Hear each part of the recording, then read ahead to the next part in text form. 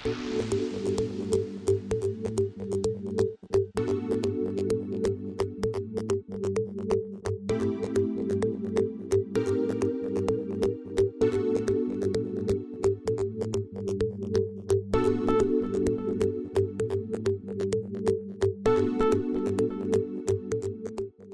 stojimo tukaj pred pedagoško fakulteto, kjer ste se zbrali na študiju in naredili en projekt v sklopu predmeta intermedijska umetnost.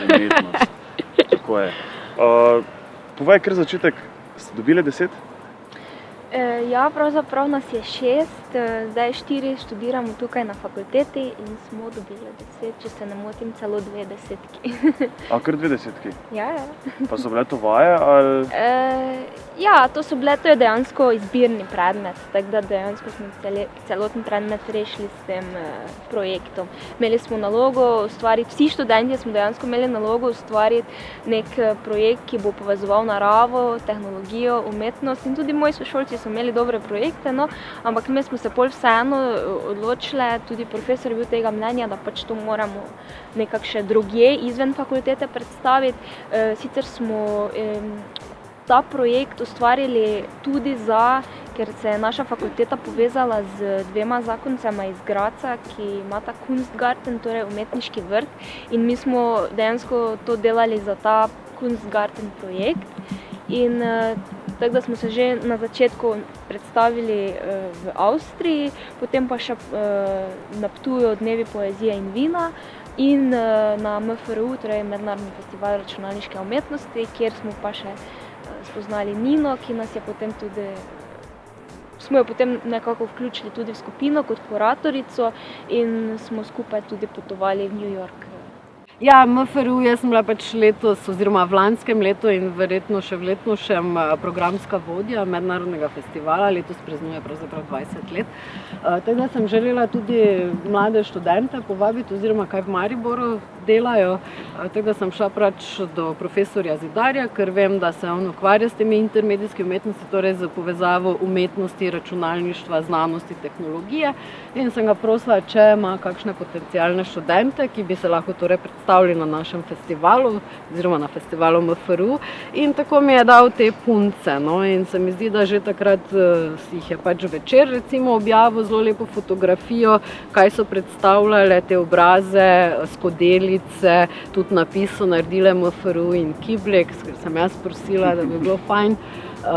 No in iz tega je pol tudi Maja v bistvu videla dober odziv, jaz mislim, in pač je dala tudi na internet.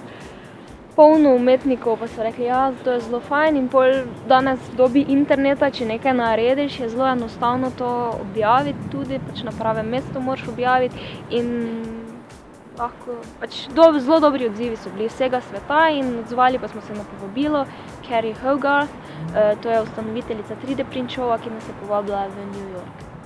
Aha, in zdaj New York je bil v mednarodnem pomenu, zdaj pridete nazaj v Slovenijo in bum, novinarji okoli vas, intervjuji.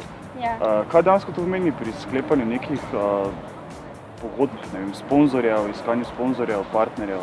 Ja, definitivno je lažje, če nas tu Slovenci poznajo, ker sponzorje pridobivamo iz Slovenije.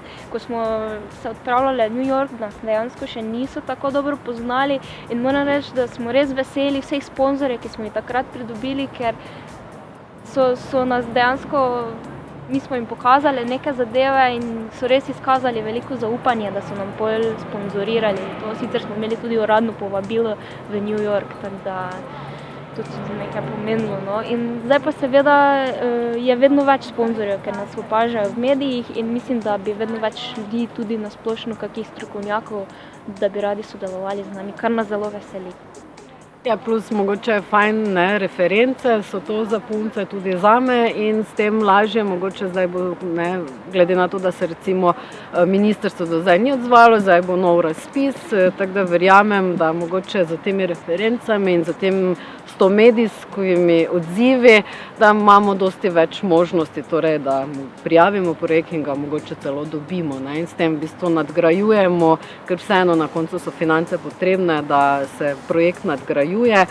Posebej je treba zdaj stroj spet sestaviti in pač ogromno dela imamo, zdaj pa Louvre se pa približuje junija, tako da to v bistvu niti ni tako veliko časa, tako da imajo punce veliko dela, jaz pač skušam čim bolj birokratsko tudi pomagati pri teh stvarih. Ja, pa to, kar smo zdaj naredili, je dejansko prva stopnja. Mi težimo k temu, da še to nadgrajujemo, ne. To zdaj ni več dovolj, meni ni več dovolj, no. Jaz bi rada še dlje pač in razvijala v umetniški smeri in v dizajn, torej razvoj kakih uporabnih predmetov oziroma povezovanje tega umetnosti in dizajna.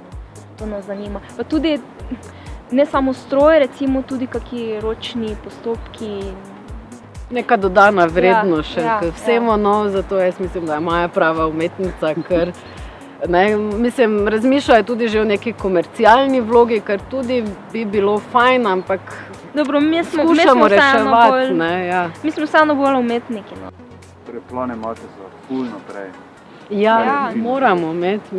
Jaz mislim, da je prav, da imajo. Zdaj, mogoče bi še kakšen tehnolog na manjko, ampak ker je pač en in ima res ogromno dela, veliko je na njemu. Mogla bi biti neka skupina inženirjev, ki bi se s tem ukvarjala. Ja.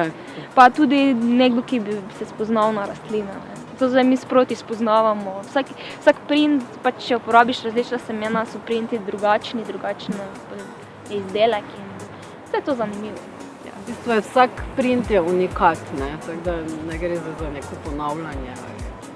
S tem tudi bolj skušamo vsak print, da bo tudi vedno bolj šaljiv. Mi smo vseeno delali nekaj novega, tudi zato nas je Carey povabila, ker pač vsi drugi printajo bolj kot ne s plastiko, čeprav obstaja tudi že bioprinting, mislim, da se reče, ne vem, to je bil tudi naš navdih, tiskanje živo snovjo, tiskanje, ne vem, celic človeškega telesa, printanje organov, tiskanje z, kako se reče, gobami, mislim, da neko organsko snovjo, to je bil naš navdih, ampak tam na 3D printčovo so bili večinoma podjetja, ki so predstavljala printerje, ki printajo s plastiko. Mi pa smo bili vseeno nekaj novega, pač bilo je to tudi v ekološkem smislu zanimivo, ker je pač naši printi so razgradljivi.